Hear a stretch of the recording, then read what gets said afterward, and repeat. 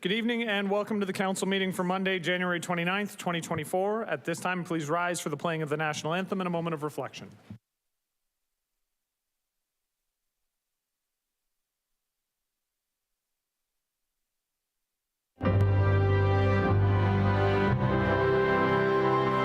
Oh, Canada, our home and native land, true patriot love in all of us command. Car ton bras s'est porté l'épée, il s'est porté la croix. Ton histoire est une épopée des plus brillants exploits. God keep our land glorious and free. Oh, Canada, we stand on guard for thee. Oh, Canada, we stand on guard for thee.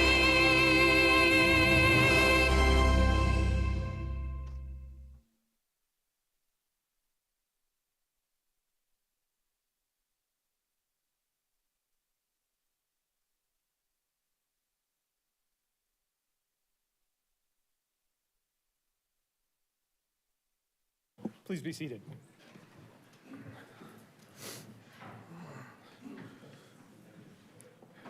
And at this time, I'd like to look to Councillor Lindell to read the land acknowledgement. The land on which Council meets today is the traditional territory of the Haudenosaunee and Anishinaabe peoples, many of whom continue to live and work here today. This territory is covered by the Upper Canada Treaties and is within the land protected by the Dish with One Spoon Wampum Agreement. Today, this gathering place is home to many Indigenous peoples made up of First Nation, Inuit, and Métis. The Dish with One Spoon Wampum Agreement should remind us of our responsibility to ensure the dish, the territories on which we live and work, is never emptied, and that we take care of the land and its inhabitants in a way that ensures its future sustainability. Thank you, Councillor Lindell. And on to the Mayor's report.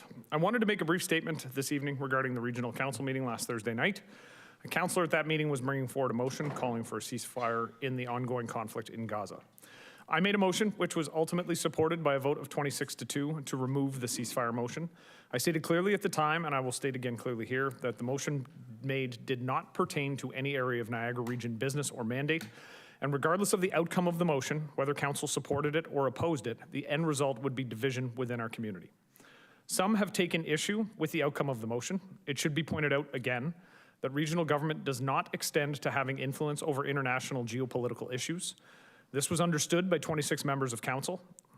I personally will continue to work every day on the areas within our community that we have control over to try and make life better for our residents. One question that was raised and should also be addressed is why this motion was different from the motion supporting Ukraine in the past. The difference, in my mind, is clearly in the amount of division within our community. Over the last 2 years, our community and communities across the country have come together in support of the Ukrainian cause. The war in Gaza is very different in that respect. It does not, however, change the fact that the city and the region should not have weighed in on that conflict either. While I have been steadfast in my support for Ukraine, it is not appropriate for it to enter this chamber or the regional council chamber. We need to represent the entire community, and we can't pick sides. All of us have the capacity to lend our names and support to the causes we believe in. I would encourage all councillors to identify those causes, but we need to be sure to keep it out of council meetings, and we can't allow issues we have no control over to hijack our meetings. I will respectfully request of all of my colleagues here and again at Regional Council that we end this practice going forward and focus on the job that our community sent us here to perform. Moving on. On behalf of council and city staff, I would like to extend condolences to the family and friends of Ralph Paul D'Antonio. Ralph was a retired firefighter with the St. Catharines Fire Department, where he dedicated 17 years to serving his community. Our thoughts continue to be with his family and friends during this difficult time. In terms of news, this has been an eventful month. Earlier this month, I was pleased to be joined by MP Chris Biddle in his role as the Parliamentary Secretary to the Minister of Housing, Infrastructure and Communities to announce that the federal government is investing $25.7 million to boost the housing supply in St. Catharines through the Housing Accelerator Fund. This investment will support the city in implementing a range of fresh initiatives and aimed at boosting the approval of housing units, ensuring that more individuals have a place to call home. By leveraging these funds and implementing the targeted initiatives, the city aims to enhance affordability, accessibility, sustainability, and inclusiveness in the housing sector. This investment builds on Council's pledge to build 11,000 new homes by 2031. I want to thank CAO Oakes, Deputy CAO Ohoski, and the city's senior leadership team, and city staff for their hard work and their efforts in doing everything we can to ensure housing is built and people have more options in St. Catharines. Earlier this month, I was thrilled to also join the Murata family, staff from the Niagara Health Foundation, and local dignitaries to announce the transformational donation of $15 million by the Murata family to rename the St. Catharines Hospital to the Murata Family Hospital at Niagara Health. The Murata family's generous donation will significantly impact the future of care at the St. Catharines Hospital, fostering innovation, enhancing services, and vitally needed equipment upgrades that will benefit our community for generations to come. Thank you to the Murata family for their heartfelt investment in the well-being of our community. Earlier this month, I attended the First Nations, Métis, and Inuit Student Center's powwow at Brock University. With food, music, and dance, the community spirit of the First Nations, Métis, and Inuit community was on full display, and I thank them for the invitation to attend, and I look forward to attending this event for years to come. 2 weekends ago, I had the honor to participate in an open house for 101 Dewagans, A Living Heart Legacy, with Councillors Ratzlaff and McPherson. In the Ojibwe language, the word Dewagan translates to mean living heart. This strong living heart medicine has always played a vital role in the human experience and continues to this day in helping remind us of our amazing ability to foster the energy of love and kindness towards one another. Phase 2 of this project, called Painting for Change, is a continuation of a multi-year reconciliatory arts initiative.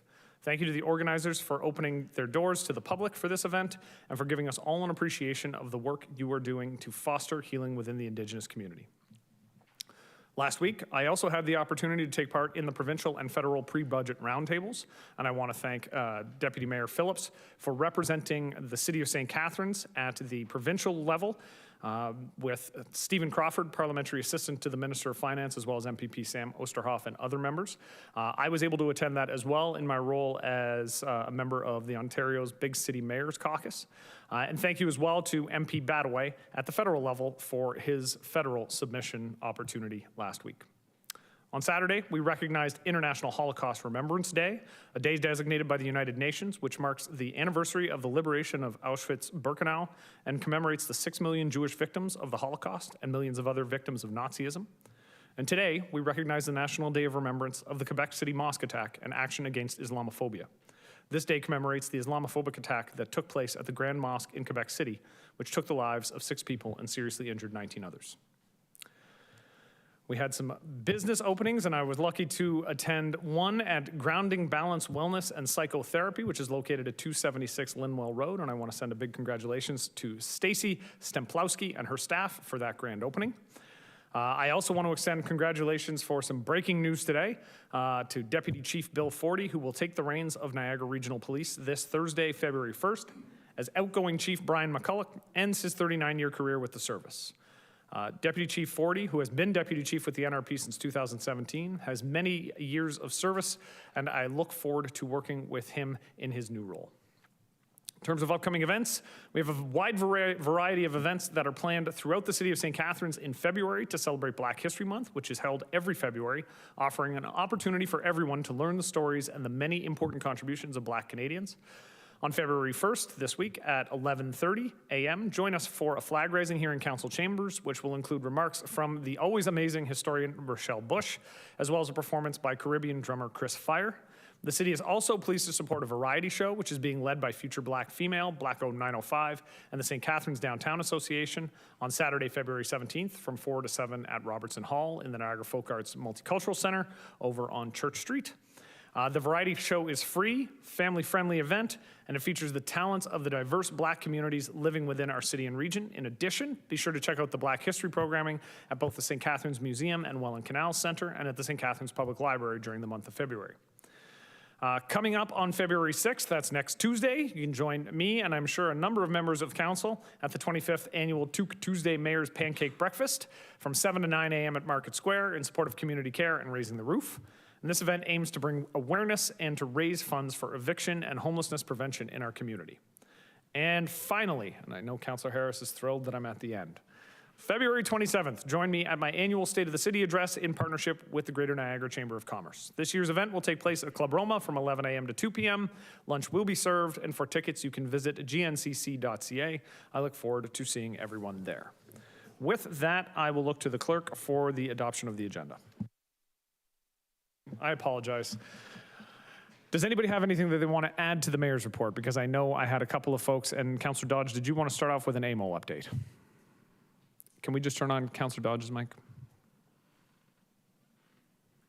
I had already talked to Councillor Dodge about providing this update, so me forgetting is pretty on brand for me. Thank you, Mr. Mayor. Yeah, I'll keep it quick. Lots of things happened at AMO over the past week, 2.5 days of meetings, so I'll try and condense as much as I can. Lots of good information was shared amongst us. I'll start with the housing, the update that they had. They said on housing, the only constant is the fact that it's always changing. The rules are always changing, so we all agreed with that.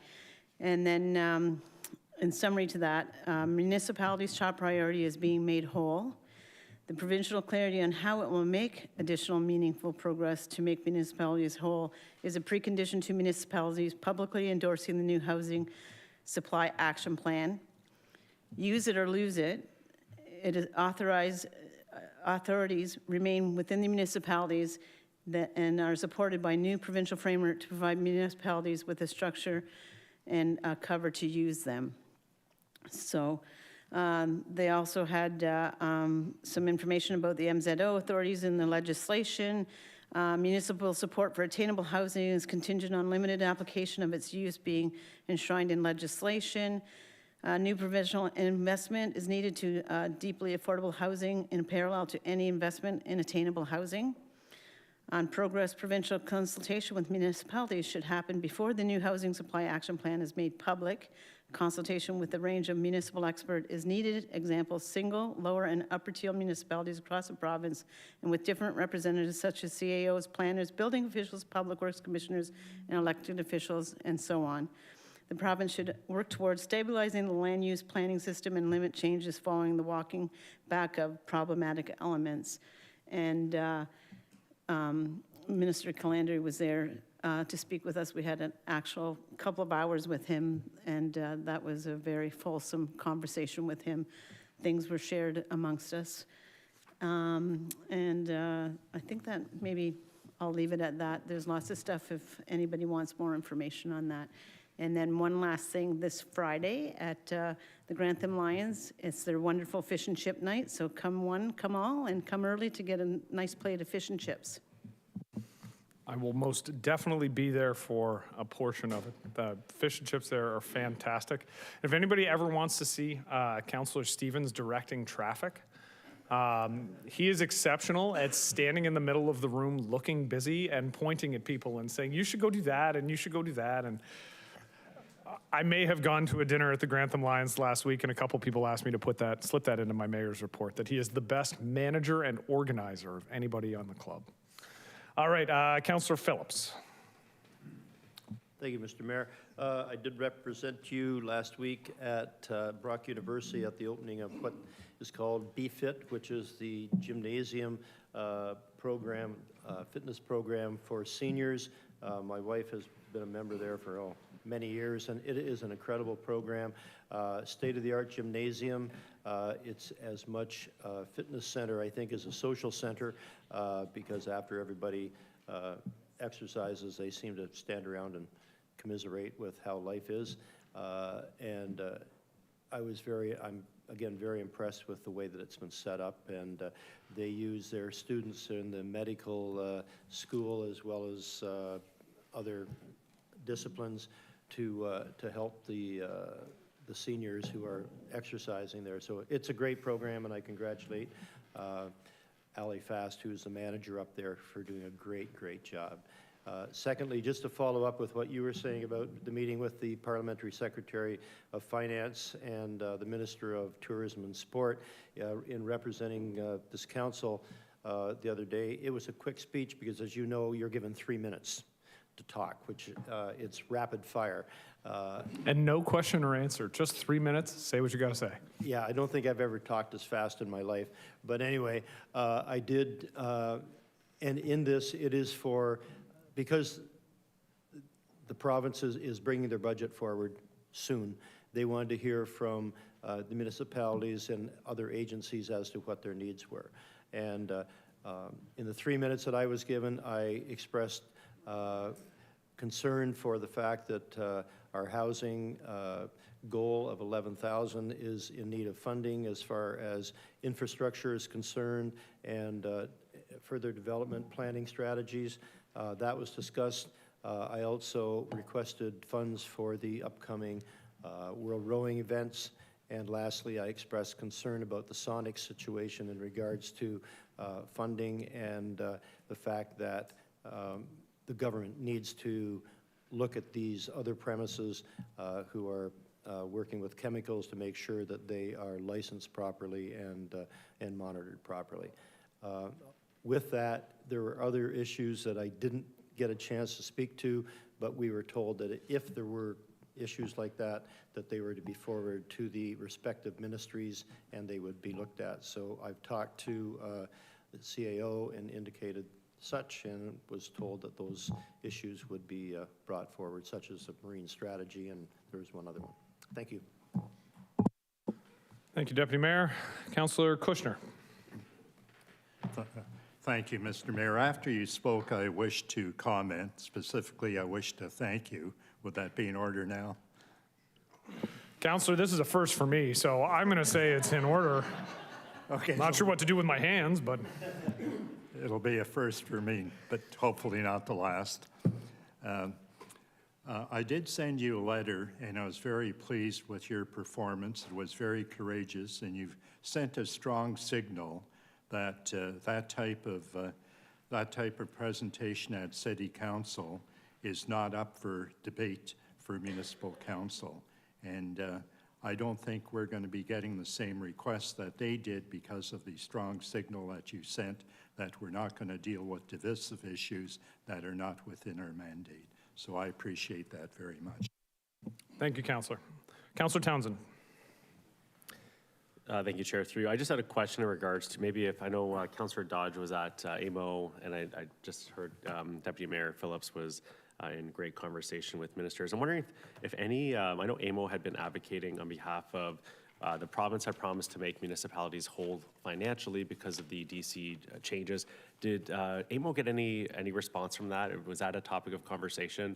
I'm wondering if maybe Councillor Dodge, if that was a topic that must have maybe came up. Any light she could shed on that? Can we open Councillor Dodge's mic? Oh, yes, the DC charges were talked about, and I can safely say that there was an answer, but no answer really received. But there's a lot of things that they're looking at, and the DC charges were definitely one of the things that they were looking at. But there was no definite answer as what the solution was going to be for that. And can we now open up Councillor Townsend's?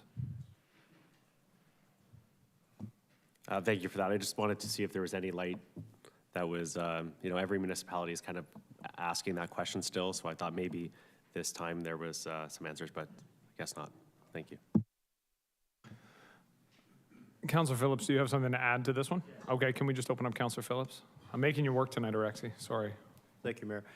To add to that a bit, during my presentation to the Parliamentary Secretary, I indicated the fact that the downloading of finances from the province to the municipalities has definitely increased as far as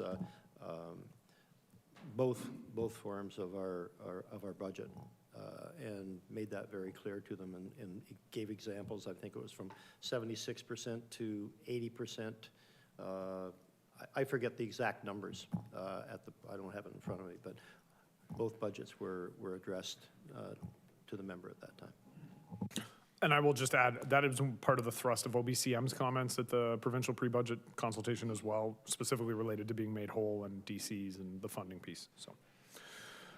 Councillor Stevens, followed by Councillor Miller. Councillor Dodge, can we open up Councillor Dodge's mic? Just leave yours alone, Councillor Stevens. No.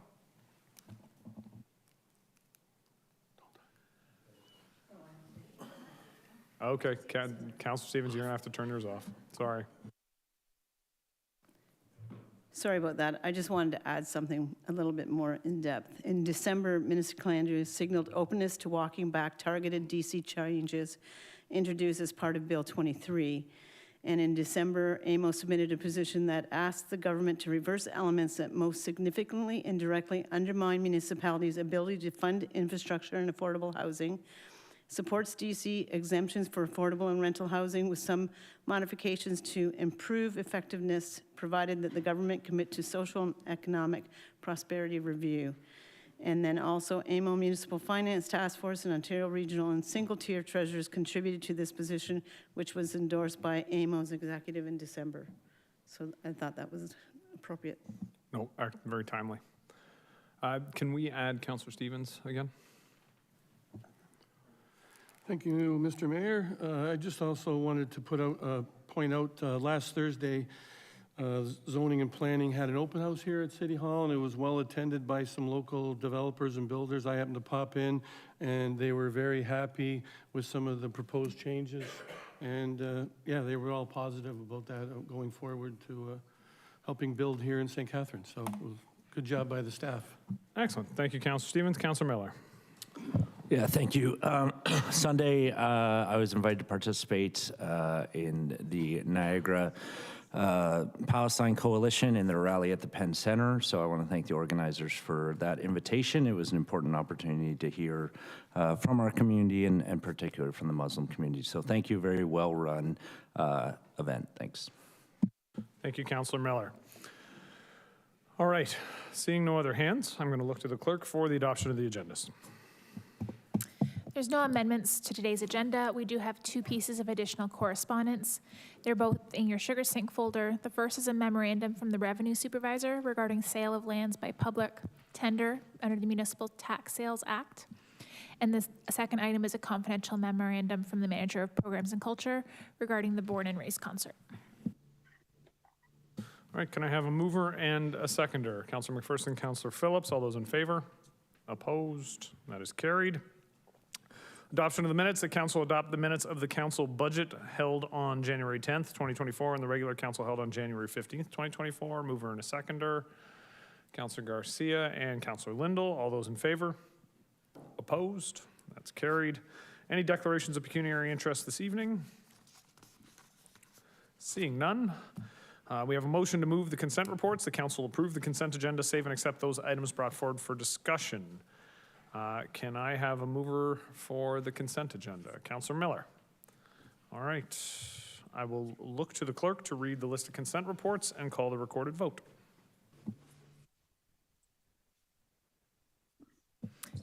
Councillor Miller. Yes. Councillor Phillips. Yes. Councillor Ratzlaff. Yes. Councillor Garcia. Yes. Councillor Stevens. Yes.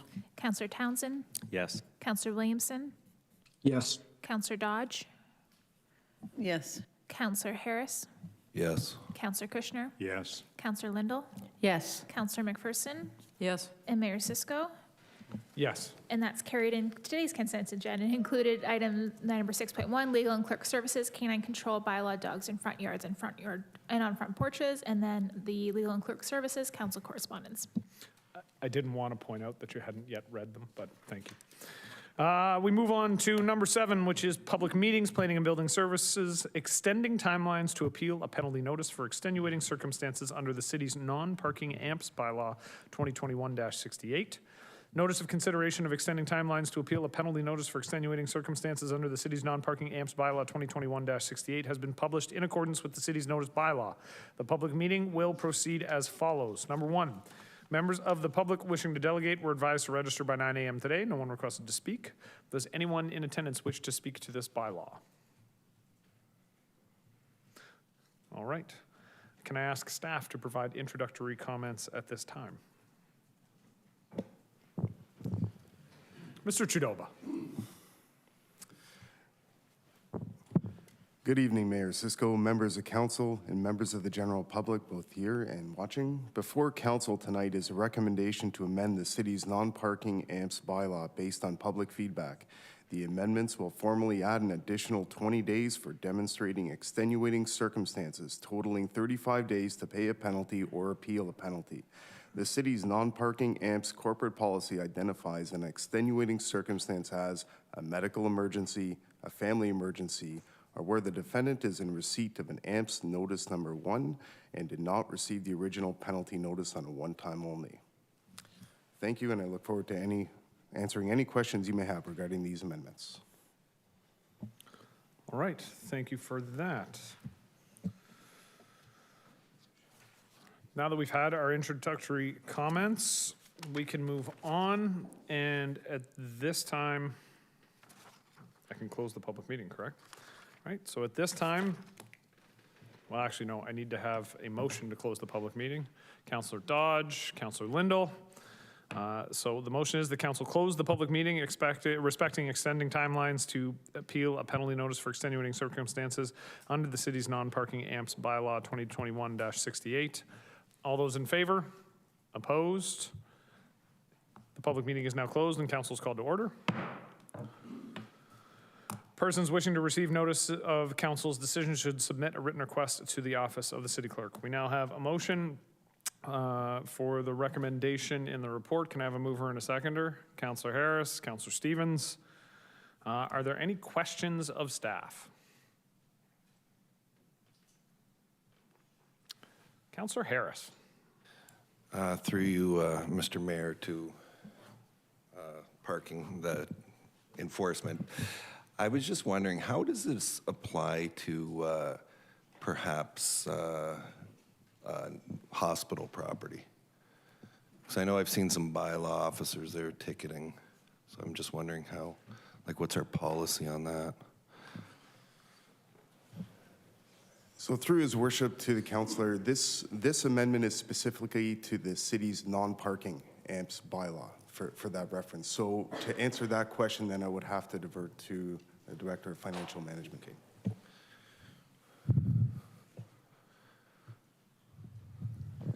Through you, Mr. Mayor, to the councillor, with regards to parking enforcement, the city does have parking enforcement at other areas within the municipality other than its downtown. So with regards to the hospital, it's my understanding that the city's bylaw enforcement officers do enforce parking in that parking for the accessible areas. Okay, I guess my next question through the mayor to the Director of Financial Management Services.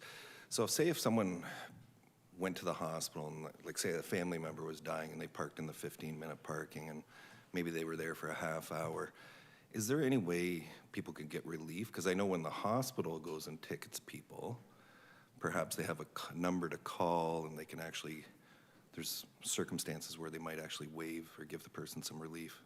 Is there an easier process is what I'm trying to say? Or could we create an easier process? Through you, Mr. Mayor, to the councillor, the city does have a screening process where individuals who dispute their parking tickets could go through that. Currently, we're undergoing a review of our parking services with an external consultant. And I do know that our AMPS parking process does also need to be reviewed, so that will be something that will follow up after we complete the review of parking operations. So we're going to review that after we review the parking as a whole? Through you, Mr. Mayor, to the councillor, I will have to review the particulars of the RFP. If there's a way that we can include it in the current review that's undergoing, we will do that. If not, then we will do that subsequently. So I guess, well, okay, my next question, because you brought up something about RFPs through the mayor to the director of financial planning. Will there be a section in the RFP for added value like it has been in the past? Like perhaps a provider could provide some added value to the city? Through you, Mr. Mayor, to the councillor, this parking services review, there was added value wasn't included in this request as well. It wasn't, Right. or it was? No, it wasn't. I'm going to jump in now because we do have a very specific bylaw that we are supposed to be debating. No, I know, I just thought I'd throw it. Councillor, if you would like to bring up a request under other business, I would. it sounds to me like you would. So maybe we'll hold off on the questioning with respect to parking, and we'll leave that for other business. Councillor Stevens, with respect to the bylaw in front of us. Yep. No, I think this is very good moving forward. I've heard lots of complaints that there's not enough notice time and everything, so to extend the time for people, it's a very good step moving ahead to help our citizens in St. Catharines. All right, thank you. Seeing no other questions, I will look to the clerk to call the roll on the motion on the screen. Councillor Harris. Yes. Councillor Stevens. Yes. Councillor Townsend. Yes. Councillor Dodge. Yes. Councillor Phillips. Yes. Councillor Garcia. Yes. Councillor Kushner. Yes. Councillor Williamson. Yes. Councillor Ratzlaff. Yes. Councillor Miller. Yes. Councillor Lindell. Yes. Councillor McPherson. Yes. And Mayor Cisco. Yes. And that's carried. All right, we now move on to item 8, which is presentations, and we have a presentation 8.1 from KPMG for the audit planning report for the year ending December 31st, 2023. I will look to Carlos Alvarez, the engagement partner from KPMG, to provide a presentation. Thank you, Your Worship, and good evening to all of you and members of council. I will walk you through what I would call a summarized audit plan for 2023. I will show some of these slides on screen. Where we would like to begin is just one page behind the cover page on audit highlights. Please do let me know if you can see that on screen. We're just going to be a moment, I think. Sure.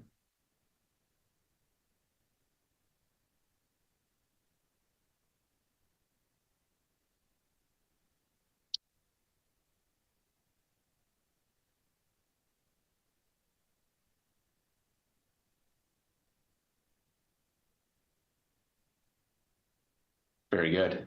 On page number 2 of the report, just by way of audit highlights, we do like to comment on items that certainly we view as significant as part of the 2023 audit. Our scope in terms of the auditing rules are largely consistent with the prior year. Your financial statements will be audited in accordance with the public sector accounting rules, again, consistent with 2022. And we would like to note that there is a new significant change in the underlying accounting standards that are applicable for the city. And we will speak to that in a few slides. In terms of the audit strategy, we do like to stress that we do not audit every single transaction. We do have this concept of materiality that we use to plan and perform the audit. As you can see on the slide, the planning materiality was set at $6.6 million. And again, I'll make a couple comments in a few slides. The financial statements for the city are consolidated. That means that within the city, there are various boards and agencies and other entities. So we audit various components that roll up into your consolidated financial statements. As well, we as the auditors, as KPMG, we also place reliance on other firms that audit components that also roll in to your consolidated financial statements. On the bottom right-hand side of the screen, just in terms of areas of focus, certainly the revenues generated by the city, whether they're based on property tax or user revenues, is an area of focus.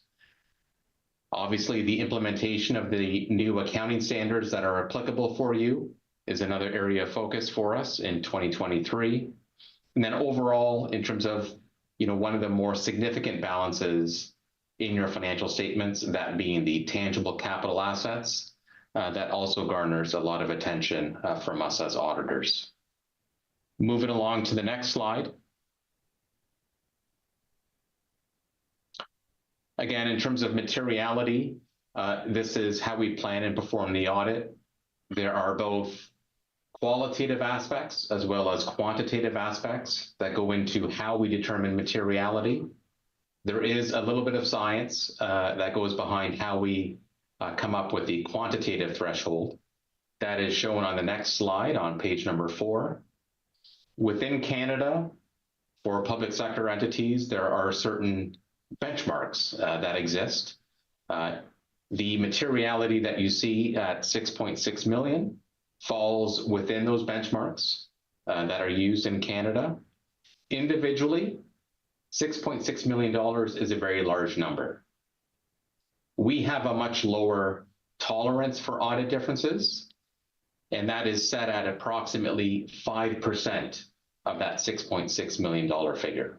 So that should give you a better sense as to the level of precision that we use when we carry out the audit. And in terms of materiality, in Canada, we generally base them either on revenues, total assets, or some other measure such as accumulated surplus. And again, we've used the benchmarks that are consistent with other municipalities, specifically in the province of Ontario. Moving along to page number 5. With respect to the new accounting standard implementation on asset retirement obligations, we do have some specialists in-house that will support the audit process on a as-needed basis. Your management team has been busy working on adopting the new accounting standard, and I'll get into that on the next slide, please, on page number 6. On this page, it provides just a little bit of clarity in terms of what are the new accounting standards. There are 2, one being the asset retirement obligation and the other one being financial instruments. Working backwards, the financial instrument standard will have less of an impact on the city. The more significant impact is on the asset retirement obligations. What that entails is your management team is required to go through all of your tangible capital assets and assess whether or not there will be costs that are incurred at the end of the useful life of each of those assets. And if the answer is yes, then the new standard requires you to set up an asset and a associated liability on your books. And so this standard has been in the works for approximately 4 years, and it is now effective.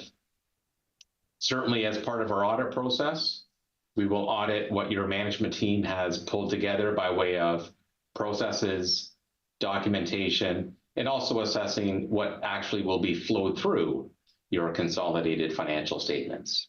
So just want to make sure that we highlight that it is significant and it is something new for 2023.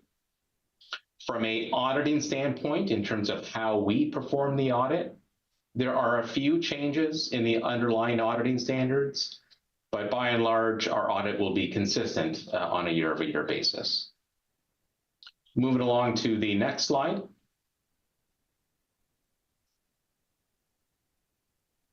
Again, just in terms of the fact that you do have components between KPMG and other firms that audit some of the components, together in totality, we do perform audit procedures on effectively 100% of the operations of the consolidated city. On page number 8, This will list all of the individual components. Again, some of these are audited by KPMG. The last two, being the Canada Games and the Airport Commission, are audited by other firms. And we do correspond with those firms just so that we can place reliance on the work that they have performed. And the scoping is identical to what the scoping would have been in 2022. Moving along on to the next slide. Just in terms of where we spend the majority of our audit effort, the first two, which are highlighted with bullets in pink, these are two risks that are required to be considered on every audit in Canada. The first one is the management override of controls. This has to do with management circumventing a proper operating environment. We are always required to respond to that risk. We do utilize certain IT systems. We do journal entry testing, and effectively, we respond to the risk of fraud as part of our audit process. The second risk, which is a mandatory risk we're required to consider, is the risk of fraud from revenue recognition in terms of management doing something that is not above board. We specifically rebut this risk, which is consistent with other municipalities in Ontario, just because of the nature of the revenues that you generate. They are not subject to significant areas of judgment. If you look at property taxes, for example, those are do not involve any areas of complexity, and so we do rebut that risk of fraud. And the other areas, again, consistent with last year, you can see the implementation of the new asset retirement obligation standard. Our risk rating on that is elevated just because of the nature of the adoption of the new standard. It could have a material impact on your financial statements, and that's why we've raised the risk level from base up to elevated. Moving along to the next slide. This just goes into a little bit more detail on our planned audit response. Again, it'll be largely consistent on a year-over-year basis. So we can skip ahead right to page number 13. Page number 13 provides a little bit of an overview of the timing. Certainly, we recall the conversation with Council in September of last year. One of the comments from you as Council was to, get back to the ordinary timing of, having consolidated financial statements available in the month of July. Certainly, we'll work with management to do our part in terms of meeting those deadlines. Moving along to page of the summarized audit plan. Certainly, we have resources that are available to all of you as members of Council to help you in discharging your responsibilities as a member of Council. So certainly these are available to you. This was a summarized version of the audit plan. I think we went through, I would say, half of the slides that would exist in the full audit plan report, just in the interest of time. But again, we do expect a smooth year, and certainly we will work with management on the implementation of those new standards, given the significance involved with them. And with that, I will pause and back to you, Your Worship. All right, thank you, Mr. Alvarez, for that presentation. Are there any questions for Mr. Alvarez? Councillor Garcia? Thank you, Mr. Mayor, and thank you, Mr. Alvarez, for your usual professional presentation. I had a hard time seeing because it's small print, but you did mention that we want to get back to the earlier timetable. And when did you say we would have audited financial statements by? Through you, Mr. Mayor, we certainly work towards the timelines provided by city and management to us. If I think back to, I call it pre-COVID, I think typically the financial statements, would be finalized in the month of July. One of the delays last year was the issue with the amalgamation of transit, which sort of carried on from August into the month of September. So in short, we will, march in accordance with the orders and based on the readiness of the audit package that is provided to us. And so we will try to do our part as part of that timeline. Thank you. Thank you, Councillor. Councillor Williamson. Thank you, Mr. Mayor. Through you to Mr. Alvarez. Mr. Alvarez, your presentation identifies the new significant risk as the asset retirement obligations. Is this going to result in a greater workload for staff? If so, how much more work?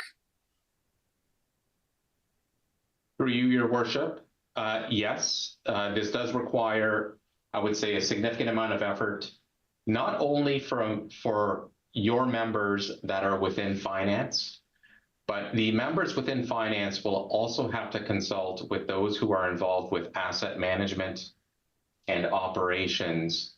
And if I can share with an example, if you have 40 buildings, that were built in the 1960s to the 1980s, if you have asbestos, for example, management will need to go through each individual asset, make the determination if there will be costs that will be incurred eventually when that building is no longer in use. So they may have to consult with outside parties to help estimate what is the cost of cleanup associated with each of those buildings on an asset-by-asset basis. So yes, it is very involved, and it would require more time on the part of your management team. Thank you. I think that actually answers my second question. So there are wider implications to this change, is essentially what you said. To frame that as a question. Yes, Your Worship. This could significantly impact your tangible capital assets that you report on your balance sheet, as well as the liabilities that you report in terms of what happens when those buildings reach the end of its useful life. Right. And then my other question is, I recognize this is a financial audit, but did you get into the area of looking at potential for cyber fraud, phishing, or other attacks, information technology aspects of it? Or, like I said, is it just the scope related to financial accounting? Through Your Worship, we focus on the financial statement audit. However, we do look at the results of all of our procedures. And if we ever uncover cyber breaches, acts of fraud, even if they are deemed to be, from a quantitative perspective, not significant in terms of dollars, we view those as material from a qualitative perspective. So we will report any of those instances to you when we present our audit findings report. And just through your experience, have you had to do that in the past with our municipality? Through you, Mr. Mayor, not specifically with the city, but I can certainly tell you that both cyber and cases of fraud continue to occur on a weekly basis. And certainly what we find in terms of sharing our insights is when the economy gets a little depressed, it's a fact that the number of fraud cases actually goes up. It's a little bit of an inverse relationship. So we will have a heightened level of skepticism as we go through our audit procedures. Thank you, Mr. Alvarez. Thank you, Chair Cisco. Thank you, Councillor Williamson. Seeing no other questions or comments, Mr. Alvarez, thank you again for your presentation this evening. Can I get a councillor to move and second the, can I get a councillor to move and second the presentation? Councillor Townsend, Councillor Phillips. All those in favor of receiving the presentation? Opposed? That's carried. That's all we need to do for that one. So we will go on to item number 9, discussion reports. Staff emailed members of City Council and requested that anyone interested in being appointed to the Regional Transportation Strategy Steering Committee submit their name to the office of the City Clerk. Councillor Dodge put her name forward. As only one councillor put their name forward, we do not need to go to a ballot system to identify the councillor to be recommended for appointment. So can I get a councillor to move the recommendation in the report and to recommend that Councillor Dodge be appointed? I'm going to go with Councillor Miller because he was so excited to do it. Can I get a seconder? Councillor Phillips. We'll let Councillor Phillips do it. Councillor Dodge be recommended for appointment to the Regional Transportation Strategy Steering Committee. I will look to the clerk to call the roll.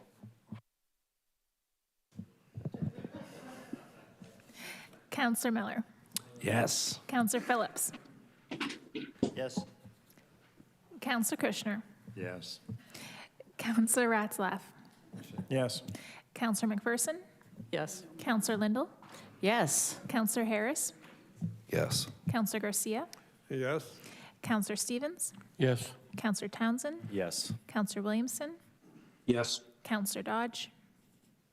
Yes. And Mayor Cisco. Yes. And that's carried. That's so much enthusiasm to sit on a regional committee. It's shocking to me, really, truly shocking. All right, we move on to item 9.2, Office of the Chief Administrative Officer and the Housing Accelerator Fund update. And prior to discussing the report, I will ask Dave Oakes, the Chief Administrative Officer, to provide a presentation. Mr. Oakes. Thank you, Mr. Mayor. I will be brief. I know there's a lot of questions around the funding program. We will be, over the next several meetings of council, be bringing actual reports forward to start moving forward on the various initiatives. The intent of today and the report in front of you is really to give council an understanding of what the Housing Accelerator Fund and the application and the approval that we did receive, and then the next steps that will be coming forward over the, as I mentioned, over the course of the next several meetings. So just to give you a quick overview, the approved action plan that was announced last week is essentially, it sets out a variety of initiatives. There's 7 in total that are essentially going to be established over the course of the next 3 to 4 years, all of which will help to remove systematic barriers to the housing supply, while also boosting supply to housing stock in St. Catharines. That's the essential intent of the program. The funding from CMHC, which is the Canadian Mortgage and Housing Corporation, that's the organization that the federal government will be flowing the monies through to the municipality. All of these initiatives are funded 100% by this program. We will obviously have staff supporting. We'll be bringing forward a specific implementation plan of how we endeavor to move these various projects forward over the next several years. Next slide. So as council will be aware, in August of 2023, we brought a report forward and we put an application to the program. Through that process and the discussions that we had with the CMHC staffing and with the Ministry of Housing and Infrastructure, there were a lot of really good news stories that we were able to tell the federal government of a lot of projects that we have already implemented, a lot of initiatives that we have already undertaken to allow us to start moving through these barrier removal processes. And on the list, you'll see there's a variety through planning or permissive land use policies, development charge grants, the surplus land committee, our streamlined development funding, which is really looking through the building permit process and finding efficiencies, and the KPMG study that was also looking through the planning process. And there's a lot of reports that have already been in front of this council, and a lot of presentations that have happened, and all of that has really allowed us to have an application and an environment that CMHC saw opportunity to provide some support to us. Next slide. So the total funding that we are eligible for is essentially $25.7 million. And that money that is coming forward, as I had mentioned, is tied to the various initiatives and action plans. but it's more particularly tied to the number of units that are to be established over the course of the next 4 years. So what they've identified, and it was a bit of a math equation when we put forward our projects and they looked through our housing supply and our growth targets. It essentially established a number, and the 2,600 units was the target that we are to meet. That covers the total new type of housing units, whether it's affordable units, whether it's for market, missing middle, the entire spectrum of housing units. That's the target that we are endeavoring to hit over the next 4 years. Next slide, Rexy. So the way the fund is administered, it's an upfront. There are 4 installments. The first advance was actually already issued to us, so we have the $6.4 million has already been put forward. That will, and the intent of the program is really to establish and allow us to be able to initiate a lot of these various initiatives that will go through very high level on the next slide, Rexy. So essentially, we have the 7 initiatives, and these were all identified in the action plan. All of these have been in front of council in one form or other. They are very high level. I do want to be clear that as we move forward, all of these initiatives, the Municipal Development Corporation and what that looks like is going to come forward to council for formal approval. The intent of that report is actually to come to the next meeting of council. And in that report, it will talk about what the Municipal Development Corporation looks like, what the intent of the program itself will do, how it will apply, and how it will start to look over the next several years. The other 6 projects, again, they will be coming through in a systematic fashion in front of council. Some have specific units tied to them, others do not.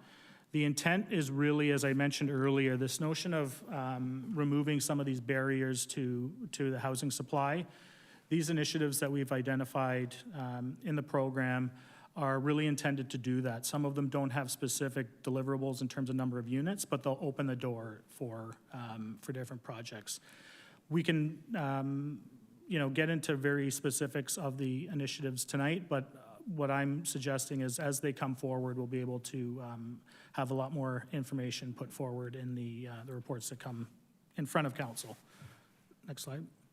So essentially what I just wanted to give council the opportunity to see and to understand a bit of the funding.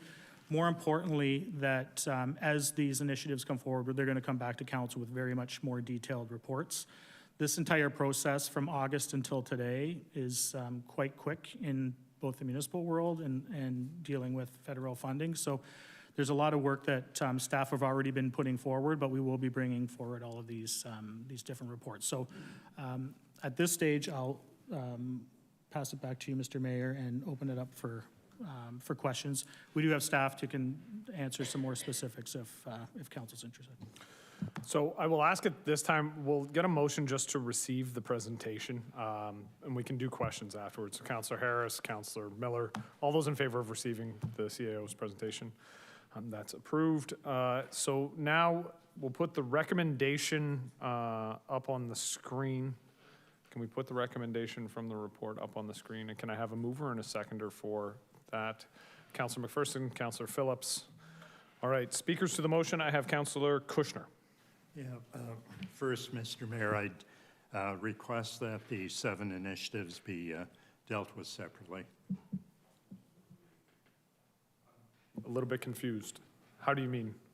Well, we debate each one. So I will say we don't have any details on them. That's what Yeah, well, then I have procedural one with respect to number 1. I agree with all the initiatives. I think they're great, but I take exception to number 1 because it's very different from the others.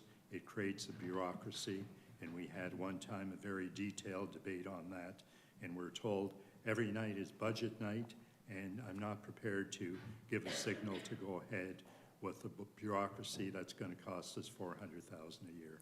So a couple things, Councillor. I would say, first of all, it did pass already, this Yes, council it through did. debate. Yes. I believe a report's coming on February the 12th, so the next meeting, where we would actually give the final approval. Right. So we're not actually voting on the final approval of the program tonight because it has to come forward at the next meeting. No, I do recognize that, but I have a motion for clarification, and part of that clarification would also be to request the region whether they have any other initiatives. One of the recommendations or one of the initiatives includes the region, but do they have anything else they could suggest in lieu of number one? Councillor, this isn't, so I'm just going to explain the process, everybody understands. This isn't to pick and choose. The federal government gave us $25.7 million predicated on the fact that we were going to deliver these 7 initiatives. If we don't deliver one of the initiatives that's indicated in that Housing Accelerator Fund application, they're going to take the money back. Why would they take the money back? Can we not transfer some of the money to the other 6 initiatives? No. Is that written in stone? Yes. To the CAO?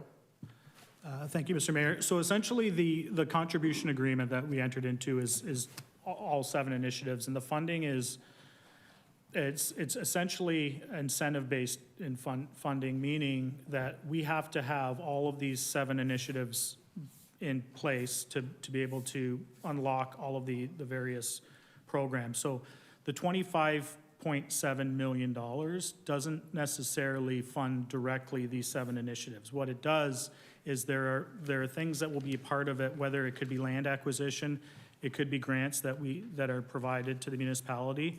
But what it does include is 100% funding of the Municipal Development Corporation from an operational standpoint. There's no cost, additional cost to the municipality in that. But we will bring forward that report to the February 12th meeting that will speak more specifically to that. I will say as well, just in my conversation with federal officials, that Municipal Development Corporation is being identified as a best practice and something that they are asking other municipalities to look at. And I say this only because it was a major part of our application, and the funding is predicated on the fact that we're going to deliver what we made application to deliver. Well, I look forward to the report coming to council. And Councillor, I will say, I agree wholeheartedly with you. I think we need to have that report, and that's why it's been prioritized as the first one to come forward, because we have to see those details, and council has to be comfortable moving forward. Councillor Williamson, followed by Councillor Garcia. Thank you, Mr. Chair. I'm also confused. Initiative 1, the Development Corporation, that was approved in principle. I don't know how we make it the centerpiece and the first item in this program when it has yet to be, fully approved by council. Through Mr. Mayor, so essentially when the report was brought forward, you're correct, the Municipal Development Corporation was, there was a second report to come in front of council. When we put forward the application for the Housing Accelerator, we had included the Municipal Development Corporation as one of the initiatives, and the federal government and through the CMHC were very interested in supporting that. What we haven't done yet for this council is to provide specific details on what the Municipal Development Corporation looks like. So from a governance standpoint, from a bureaucratic standpoint, there's still things that need to get sorted out, but the funding for these initiatives is 100% through this Housing Accelerator program. That's why we brought it and included it into the application, because we knew that there were financial challenges for the city to assume the undertaking of a corp. Well, I think that's Councillor Kushner's point, and the people who are concerned about the costs involved in this, and to put it forward as if it's already approved is problematic to me. Thank you. Councillor Garcia. Thank you, Mr. Mayor. I share similar concerns, but I wanted to ask through you, the clerk, for an opinion here. Is staff allowed to submit to the federal government an application, an initiative, when all we have done is approve it in principle, pending a detailed implementation strategy that was to come before us in the third quarter of last year, and we still haven't seen. So through the chair, I don't have the delegation of authority bylaw in front of me at this moment, but I do know that staff have delegated authority to apply for applications for funding without council approval. I'm just going to add, folks, and I feel like this needs to be made clear. There was a report in, I believe, I'm looking to the folks in the bullpen, August of last year about our application, August 17th, that included this information. This was a part of our application, and this council approved that application, I'm going to assume unanimously. I could be incorrect on that, I actually don't remember. But this came to council and was approved by council. So that we're all clear, like staff didn't go sideways and do something that wasn't a part of what council had approved. So I just want to make that very clear because I don't want anybody to intimate that perhaps staff went outside of their authority. It was brought to council and we approved it. And again, I'm guessing unanimously, but the clerk, as always, is looking it up for me. Sorry, I was looking up the delegation of authority bylaw. Okay. So But I can confirm that it is in the delegation of authority bylaw, yes. Okay, but on August 14th, my apologies, not the 17th, but we did approve that. Councilor Garcia, I don't believe you gave up your speaking rights, so can we reopen Councilor Garcia's mic so we can continue? Thank you. Thank you, Mr. Mayor. My understanding is, again, I look back and on May 29th of 2023, we had the presentation on the Municipal Development Corporation, and we approved it in principle. It was a split council, but we approved it in principle pending an implementation strategy that we were supposed to see. We have never seen that. And then in August, as you said, what we approved, my understanding is to submit in the application listing this as one of the components of the application. But I still say council has not approved having a municipal development corporation, and the presentation that we got back in May showed that it could cost us between $400,000 and $900,000 a year to essentially manage a total of 11 properties we have, which seems to me to be a way large spending. I felt always that if we needed to hire an additional realty manager, for example, that would still be a lot more economical than creating a bureaucracy, on top of the fact that one of the fears that we had at the time in the discussion is that this corporation would essentially take away from council decision-making authority on what to do with these properties, which to me is something that council should always retain. Anyway, those are my comments, and just one last comment, I'm sorry. I did notice in the report from Mr. Oakes that it does say that we do have some latitude in terms of how the funds are spent. So to me, I read that to mean that we could potentially spend less on this and more on others, because there may be more efficient ways to contribute to housing than to set up a bureaucracy. Anyway, thank you.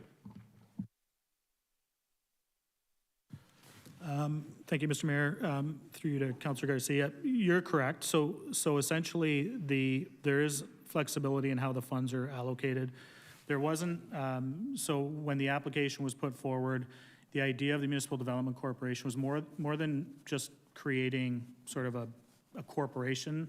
It was creating a vehicle to allow for development and partnerships and those types of initiatives, whether it is studies to look at environmental assessments, whether it's bringing in consultants to help on that program. So all of those that's what the funding is for. And the point I'm trying to make is we'll bring forward the Municipal Development Corporation report that will give more detail on sort of the administrative side of it. But you're correct. The way the program is established, the 7 initiatives are all part and parcel, but it's not necessarily one is, taking up 1/7 of the funding. It could be a smaller portion. The funding is really entailed to allow us to be able to get more housing units built. And the Development Corporation was one avenue to do that, and that's what we're going to bring forward on the 12th. Thank you, Mr. Oakes. And may I ask that when you bring this report forward, that you please share with us how municipal comparators compare in terms of that they have those that have used municipal development corporations before, and in terms of how many properties they had to deal with and so on, compared to what we have. Thank you. Thank you, Councillor Garcia. Councillor Phillips. Through you, Mr. Mayor. Thank you, Councillor Garcia, for asking all the questions pretty well that I was going to ask. As far as developments are concerned, we have approved numerous developments in the city right now. Will they come under the one across the street on James Street that hasn't been started yet, but we've been approved? We have one across from 1 St. Paul, the Adelaide building. Will those be, can we use those as going forward with this program? Through you, Mr. Mayor. So essentially what happens once, yes, essentially any building permit that is issued after, I believe last week at some point, there was a starting, lack of a better term, starting point. So any building permits that come forward are contributing towards the number of units. So the one that's under construction right now that won't be included, or will be included? Through you, Mr. Mayor, that will not, anything that has a building permit that's already been issued will not be included. It's any building permit that will be issued now moving forward. But if a site plan has been approved, that's fine. Correct. It's building permits, not site plan. Okay. Yeah. Thank you. Just looking to Ms. Kate. Vancicle North. Has a building permit been issued for Vancicle North yet? Through the mayor, would this be the application across from the fire hall? Yes. Yes, it has. Shoot. I'm just looking for ways to pad the stats, that's all. Good try, Mr. Mayor. I try. Yeah. Councillor Kushner, well done. Let's not look, okay? Councillor Townsend, let's move on. Thank you, Chair. Through you, I'm not sure if is the Director of Economic Development online? No? I guess then through you, Chair, to the CAO or any staff who may be able to answer this. This concept of a municipal development corporation, it's been done before, right? It seems to be the trend that municipalities are moving in. I'm just wondering if that would be an accurate statement. Through you, Mr. Mayor. So there are examples of municipal development corporations. Yes, that's correct. The study that we brought forward to council last year spoke to some of those initiatives in other municipalities. But now we are starting to see through this program development corporations, however you want to term it, it's finding opportunities to partner and get developments being able to move forward. That trend is starting to increase. Thank you. Through you, Chair, to the CAO. It wouldn't just be maintaining the existing 11 properties that the city does own, right? It would be the city might purchase some lands and some properties to develop, if that is the correct question? Through Mr. Mayor, that opportunity exists, so the funding it does allow for land acquisition and other types of uses.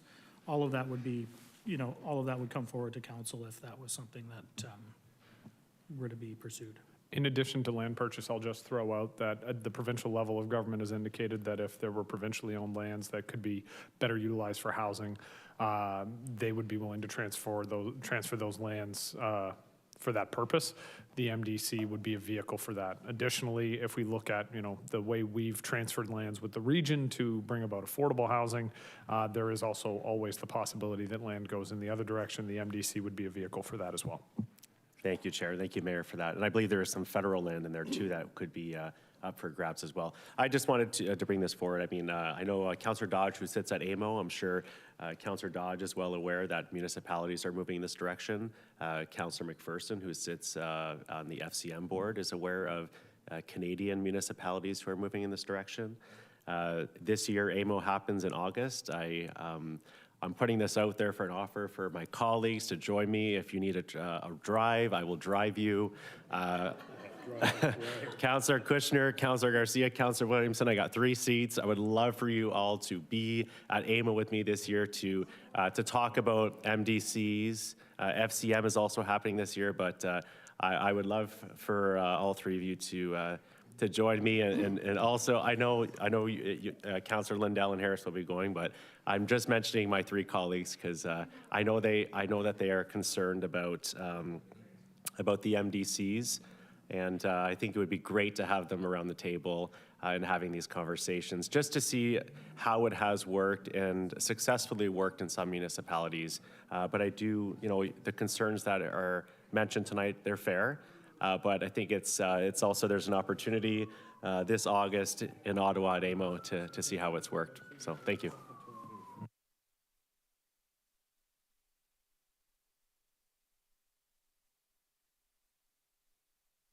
Okay, we're going to move on to Councillor Stevens.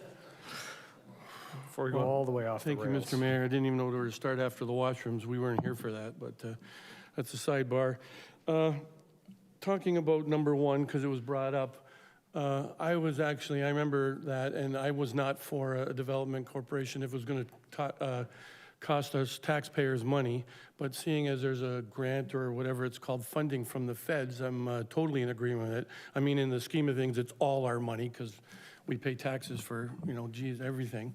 But this is a good thing because not only, I think, and some of you have mentioned, you yourself and Councillor Townsend, was the fact that when we own properties, that we can sell them or work with developers to encourage the affordable housing where the city does not build affordable housing. So that, and I think we talked about that before, if I'm correct. So to have, and we had like 1 staff member that does all this stuff. So to have that corporation to look after that, to help our residents with affordable housing and to unload properties that are costing us money or something like that, and to make money back for the city to help reduce taxes down the road. It's, I think this corporation is probably a good thing. I would like to see in the report maybe though, and I think we talked about it before, that it might be sustainable because, the grants, once they run out, then I don't want to pay for it after that. But so we hope that through sales and that, and I think you talked about that it might be sustainable on its own. So that's all I got to say about that. I think it's probably a good thing that we're doing with this. Thank you, Councillor Stevens. Councillor Dodge. Thank you, Mr. Mayor. Through you to staff. Procedurally, I'm just wondering, if we're getting the report, okay, so initially when the report came out, I didn't support it because we didn't have enough information. Then in August, I'm pretty sure that I did support the funding model because, whenever we can get money, let's go for it sort of thing. So I'm still waiting to hear from the report, which is going to come next week after we're voting on this tonight. So if I support this tonight, but say for some reason I don't support the number 1 next week, how does that affect what we do tonight? Mr. Oakes. Thank you, Mr. Mayor. So the way the agreement with the federal government is all 7 initiatives are tied into it. If for some chance, and as part of the agreement, we have to have municipal council support. If for some reason the council chooses not to approve the development corporation, we would have to go back to the CMHC and ask the question, what does that look like, and see what ramifications it has.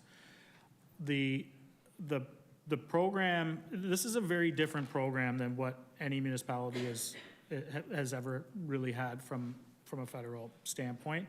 It's incentive-based, meaning that it's really The primary reason for it is to get more houses built and to find ways to do that as quickly as possible, for lack of a better phrase. The initiatives in the action plan were our best plan from all of the reports that have come to council to allow us to be able to do that. And all of them sort of work together, but they don't all speak to the amount of money that, you know, this funding provides. But what they do provide, and what the funding that we receive from the feds covers, is 100% of that cost. So that's why the Development Corp was included, because there isn't if it were to be approved, there wouldn't be any specific cost borne to the municipality. It would be part of the grant program. And that's why it was initiated. But we'll bring that information back to the next meeting of council and to move it forward. But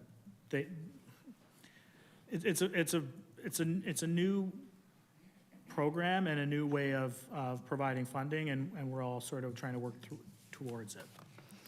So when we're looking at this funding, is this for private, like to get private developers and builders to move forward with their plans? Through you, Mr. Mayor, so the funding can be, it's to fund the initiatives, all of the initiatives that we've included. There are costs to that, and a part of those initiatives, which will come to council at the appropriate time, could be incentives that we could then provide to the private sector to help for units, for affordable type of units. There's infrastructure funding that we can look at in our own. The way the program is established, though, is the funding needs to be spent within that 4-year time frame, and it needs to be able to produce the number of building permits. So if we were to exceed the number of units, there's an opportunity to get more funding. And, you know, it's a bit of a fluid process with Canada Mortgage and Housing. And it also doesn't prohibit applicants, developments to apply for CMHC funding. They have a variety of streams. They can be part of this program, working with the municipality, and also access other federal funds for their development. So it's a mechanism to really drive and get more building permits out the door in the next several years. So how many, in the next 4 years, what is our commitment that we're going to see? What housing commitment have we committed to? Number?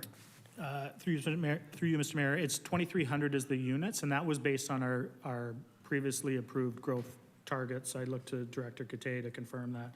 But it was based on all of our growth targets that have already been incorporated into our official plan. And are those public 2,300, or is that both?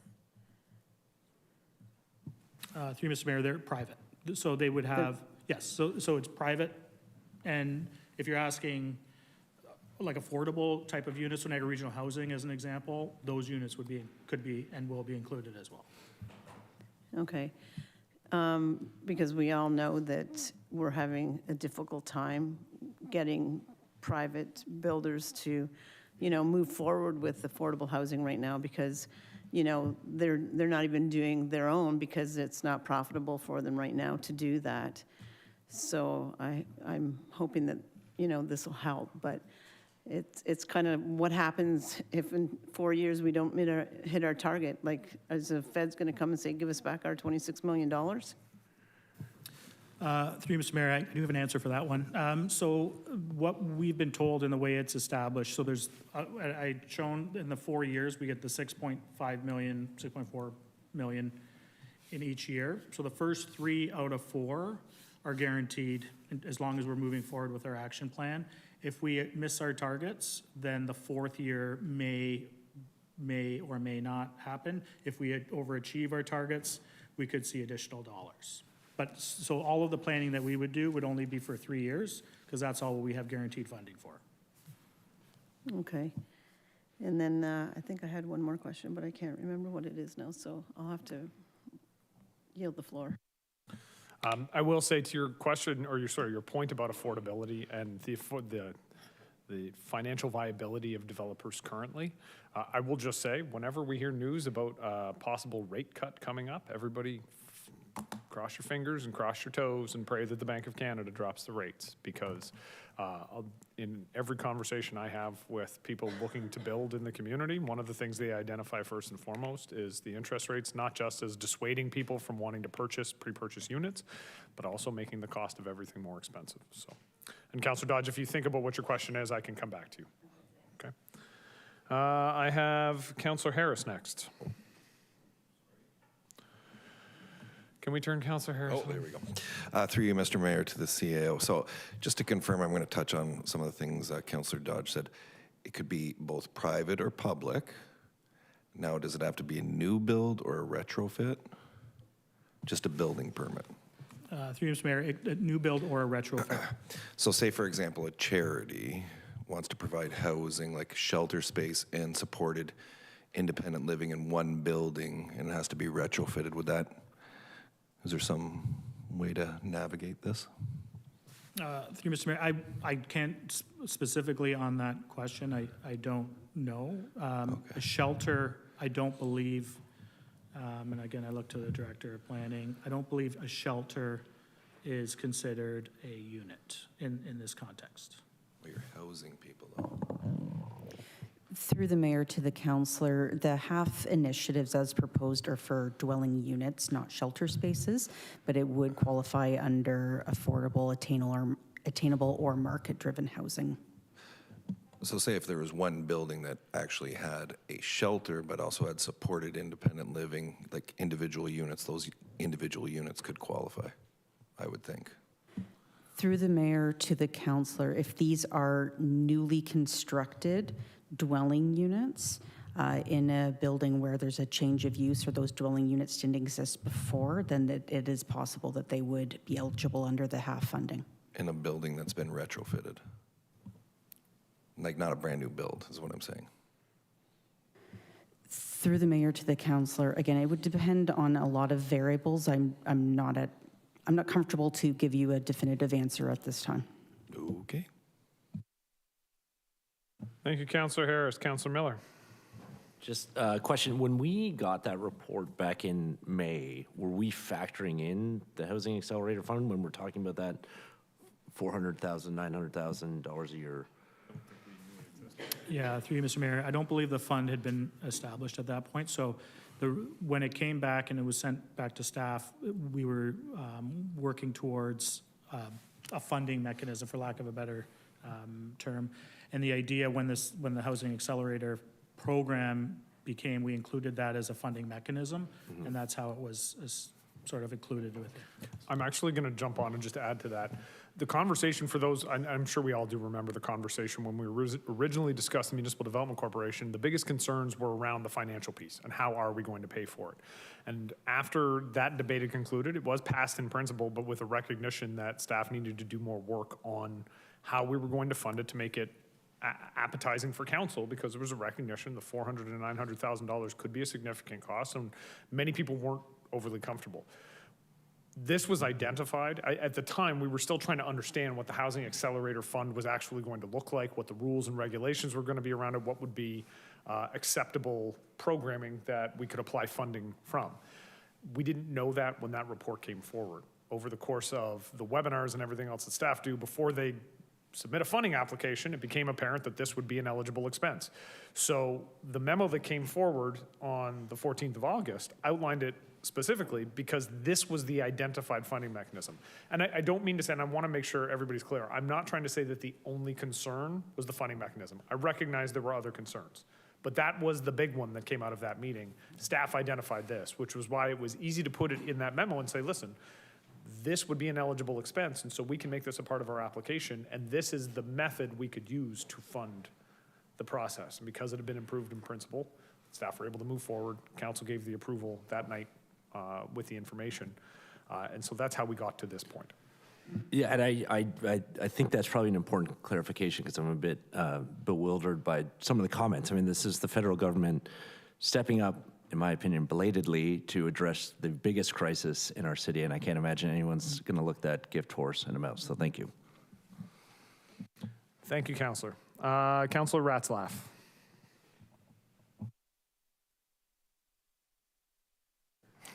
Thank you, Mayor. Through you, just a comment and two questions. I think this is an exciting partnership with the federal government. Like my colleague just said, it's about time. This helps us get in the game of affordable housing. Municipal Development Corporation does that as well, and I think that's something that most of us campaigned on. I'm also really excited that there's a focus on density intensification. The sanitary sewer issue is being looked at. I think that's going to be definitely necessary for bringing more housing within our urban boundary. That's financially, environmentally, socially more sustainable. And St. Catharines can continue to be a leader in the region in this area, and I think that's great. The two questions that I do have, so a lot of these things we have seen. The one that I wasn't as familiar with on this list, the one was the regional hub, innovation hub. So I'm sure we'll get to that. That's the seventh one. So I'm sure we'll get to that, I don't know when, but at some point. I'm just wondering what conversations then there has been with the region, because that seems like, yeah, I don't know if you can speak just quickly high level to that point, because I'm curious in how the region, what role the region plays. Obviously, they play a big role in housing, and so I think that's great that they're there. And then the other question that I had was you have here in your presentation, or in the CEO's presentation, there's a economic development strategy focused on increasing density. So this is a strategy we haven't talked about or we have talked about. Those are the two questions. Thank you, through you, Mr. Mayor. Yeah, so the regional innovation hub, maybe I can start, and if staff want to provide a bit more context, essentially would be looking at any types of partnerships with Niagara Region Housing, as an example, to look at ways in which we can, support some of those types of developments, but also look at strategies to deal with the international students at, whether it's at Brock University or Niagara College, being able to house those, work with the institutions on something like that. So yeah, there's more to be fleshed out in that, and there have been some high-level discussions with the region, but it was really an idea. It's not tied to any specific units. It's just it's a concept and initiative that will really help to look at ways to better leverage some of the workings that are happening, whether it's at Niagara Regional Housing or with some of the other more regional type of issues related to student housing or other types of initiatives specifically to that. I don't know if there's anybody else on staff that have anything else to add to that. I don't see any. And apologies, the other issue, sorry. It's the focus, the development strategy focused on increasing density. It's the last point here on your second slide. Yeah, so to be honest with you, that one I don't have much detail. I don't know if we can get more. I'll follow up with you on that one. No problem. That's helpful. Thanks. All right. I do have two speakers who wanted to speak for a second time, so I'm just looking to Councillors Lindell and McPherson. All right. Then I will look to Councillor Kushner. The question I have, Mr. Mayor, is looking at the history of housing in St. Catharines.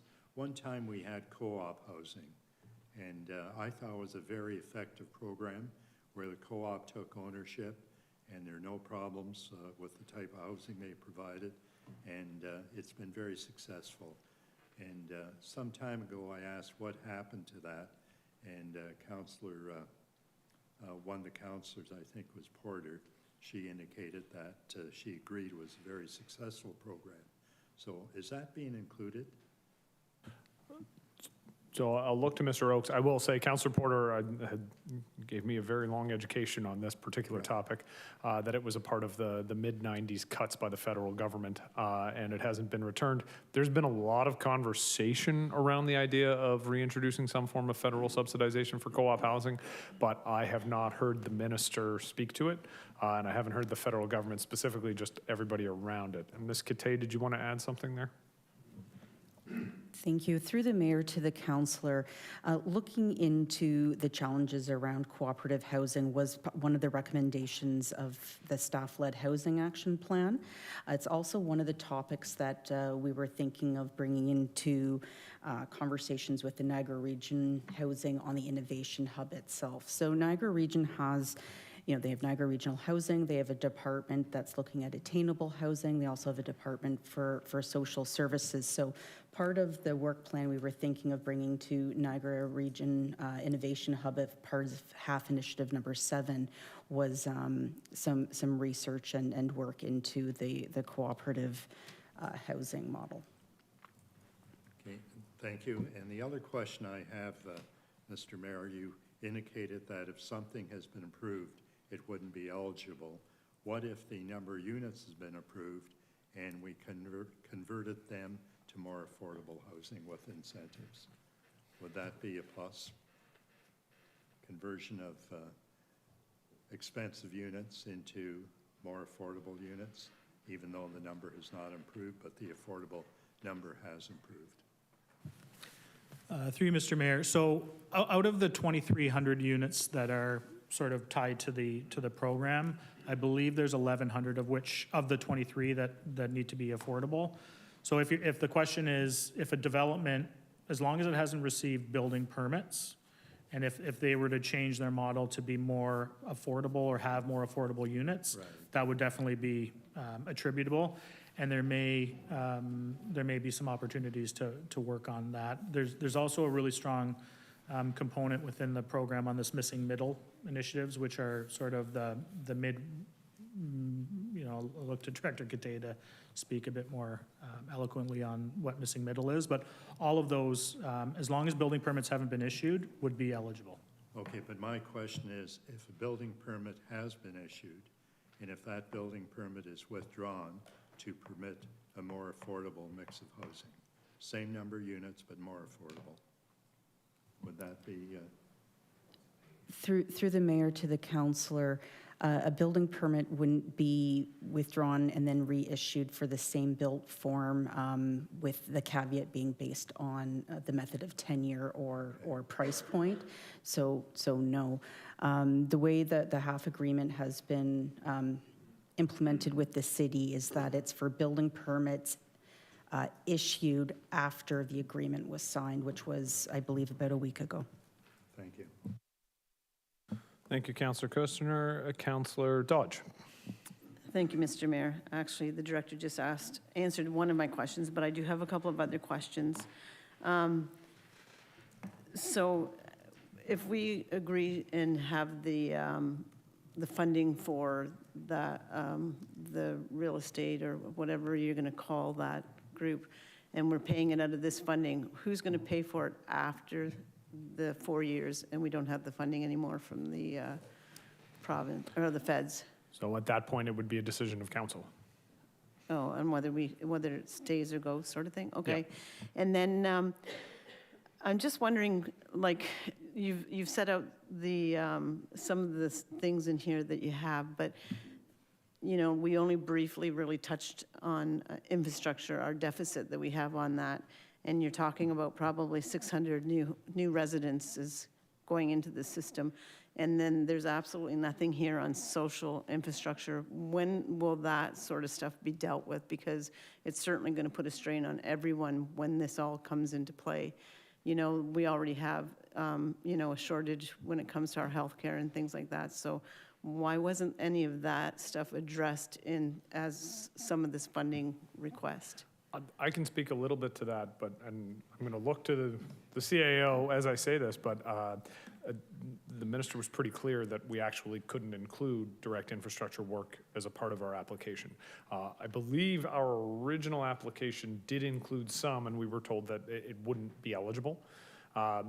Initiative number 5, the Sanitary Sewer Asset Management Initiative, does deal with the infrastructure piece, but it deals with it in a way that's allowable under the funding program. Did I explain that correctly?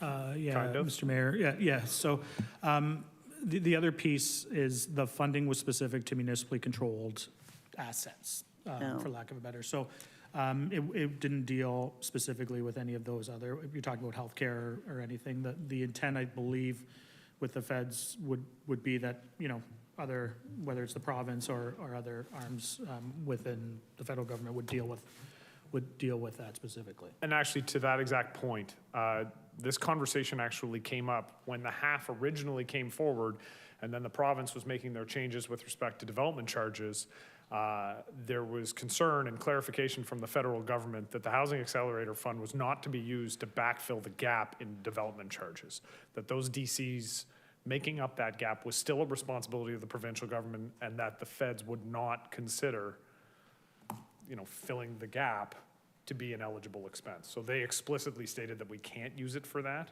because that is what DCs are supposed to pay for. And if we're not allowed to collect DCs, the province has to make us whole a different way.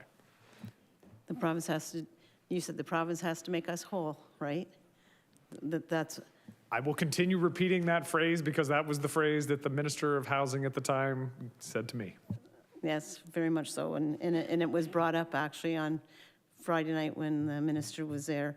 And that was one of the questions I was going to ask, like, how does it coincide with what we're supposed to be getting from the province? Like, do they complement one another? But you did answer it and said that it can't be backfilled for what the province has already promised us. So I'm hoping that as a municipality, we will start asking again, pushing for that money to come forward from the province to make us whole. We will continue to keep the pressure up, yes.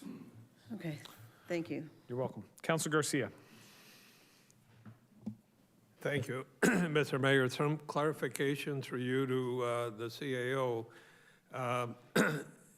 We have been talking with this Accelerator Fund about building permits, but is this different then from the province where I thought we were talking about actual housing starts? Through you, Mr. Mayor, this, so I will start. The answer to this question specifically, it's tied to building permits and it's tied to our internal system. So we will have to report on the number of building permits issued after the effective date. In terms of housing starts provincially, it may be different, but I'll look to Director Katay to.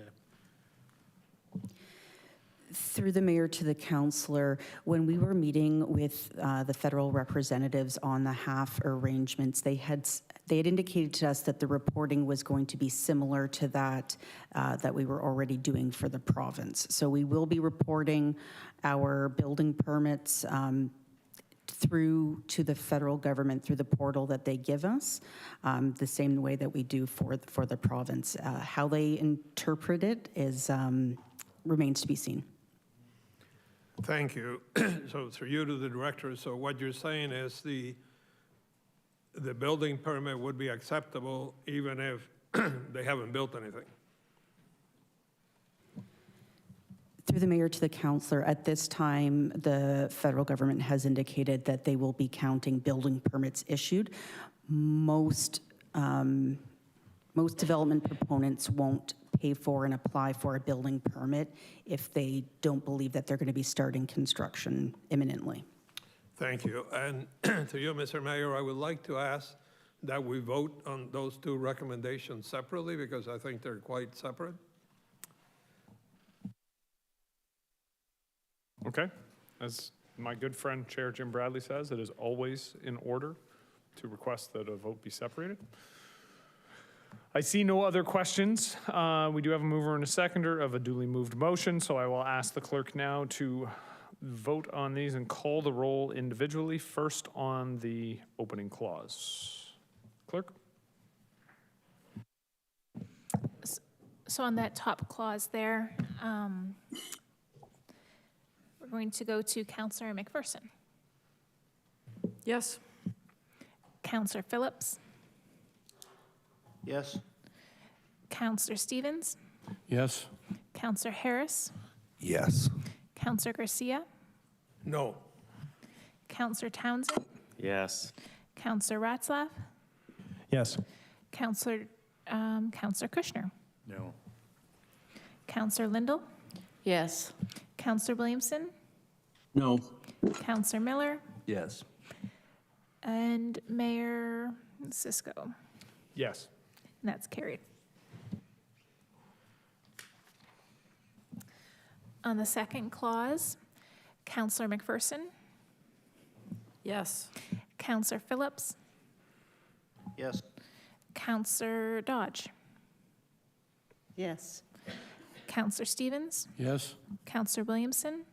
Yes. Councillor Kushner. Councillor Miller. Yes. Councillor Harris. Yes.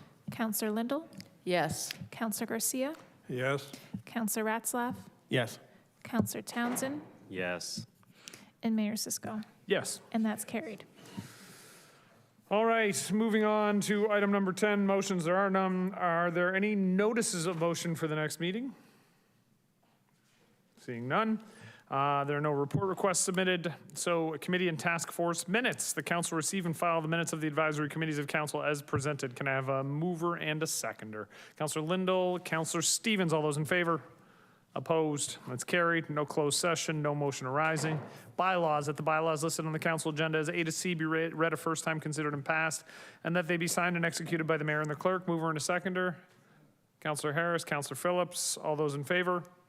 Opposed? That's carried. And motion to adjourn. Mover and a seconder. Councillor Harris, Councillor Garcia, all those in favor? Opposed? Good night.